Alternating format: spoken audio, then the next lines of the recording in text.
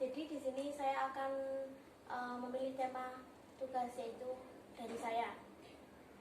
Di sini saya akan membahas tentang fenomena yang masih viral di dunia ini. Jadi masalah pandemi COVID-19.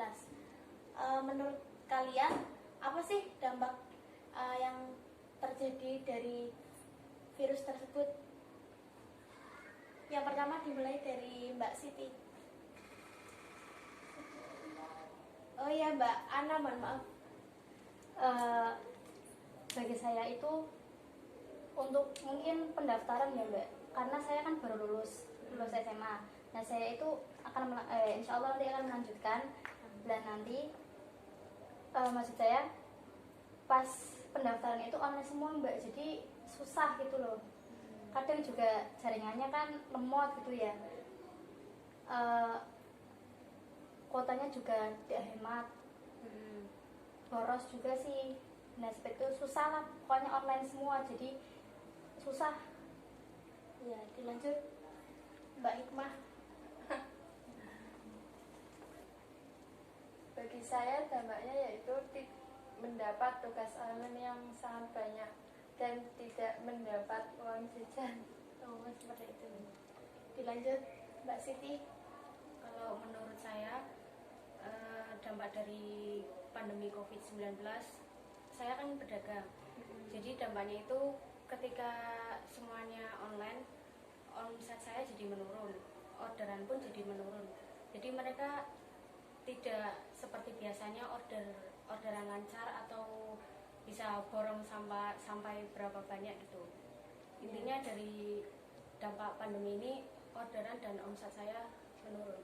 Berarti mbaknya itu mengalami kerugian seperti itu ya? Ya kurang lebih seperti itu. Ya. Lah, menurut kalian dengan dampak yang terjadi di dalam diri kalian masing-masing itu bagaimana cara menyelesaikannya? Mungkin Mbak Siti bisa membantu masalahnya Mbak Ana atau sebaliknya.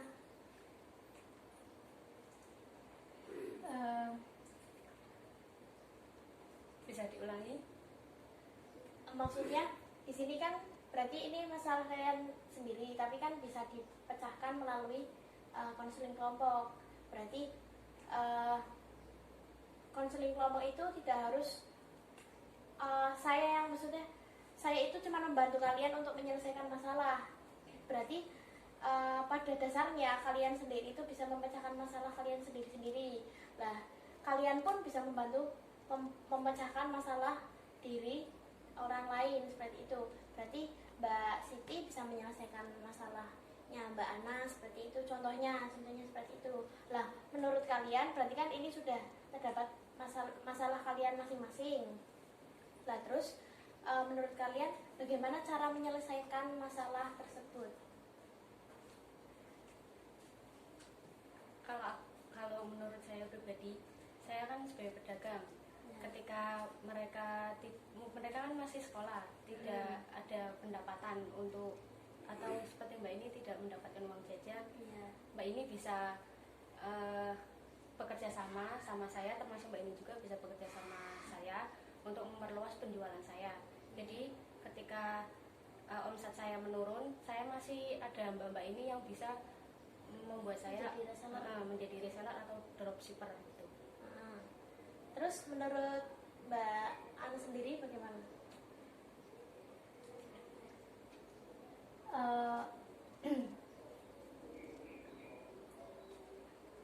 Ya mungkin untuk ini ya Mbak Hikmah sendiri, mungkin agar bisa berhemat ya kalau misalkan tidak ada uang jajan itu ya, tapi pasti orang tua itu ngasih lah, itu kita harus hemat. Mainan HP-nya itu harus kayak dijadwal gitu sih Bu. Biar kuotanya itu ya nggak cepet habis, karena kan tugasnya numpuk banget kan tuh online semua. Ya. Terus bagaimana menurut Mbak Hikmah? Apakah ada pendapat untuk menyelesaikan masalah ini? Ya sedikit menambahkan ya. Jadi menurut saya kalau masalahnya Mbak Siti Ya seperti itu, tadi yang sudah dibicarakan Mbak Siti kepada Mbak Ana itu bisa saja dilakukan. Terus untuk menambahkannya lagi, berarti Mbak Siti harus memperluas jaringan.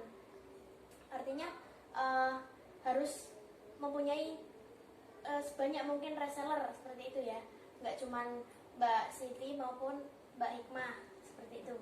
Lah terus lanjut masalahnya Mbak Ana itu bisa lebih minta tolong kepada mahasiswa lain atau mahasiswa yang sudah menjadi maksud saya kakak tingkat. Berarti Mbak Hikmah kan Mbak Ana itu kan maba. Lah Mbak Ana kan berarti belum bisa caranya untuk mendaftar secara online. Lah itu Mbak Ana bisa meminta tolong kepada kakak tingkat Mbak Ana seperti itu ya. Terus untuk Mbak Hikmah saya menambahkan bisa seperti tadi Mbak Hikmah menjadi resellernya Mbak Siti, itu kan bisa menambah penghasilan walaupun sedikit demi sedikit pasti akan menjadi bukit seperti itu. Nah terus benar yang dikatakan dengan Mbak Ana tadi, bisa dijadwal cara mainan HP-nya, dan berarti di dalam diri Mbak Hikmah sendiri harus tertanam bahwa saya kalau mainan HP itu pada saat saya mengerjakan tugas. Sekarang kan banyak guru yang mengasihkan tugas dengan cara mengumpulkan secara online, berarti lewat WA atau lewat email seperti itu. Nah itu harus dijadwal, berarti semisal kan pasti ada jadwalnya, jam sekolah atau jam tugas guru yang mengasihkan tugas itu jam sekian. Nah itu bisa dijadwal seperti itu, jangan terus-terusan mainan HP. Itu kan kalau terus-terusan mainan HP pasti akan memperboros kuota seperti itu ya. Apakah ada yang mau ditambahkan atau mau ditanyakan? Tidak ada.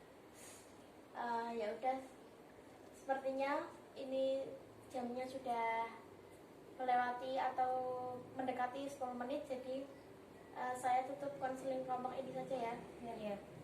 Sebelum kita tutup, mari kita baca hamdalah bersama-sama. Alhamdulillahirabbil alamin. Sekian dari saya, apabila banyak kesalahan saya mohon maaf. Wassalamualaikum warahmatullahi wabarakatuh. Waalaikumsalam warahmatullahi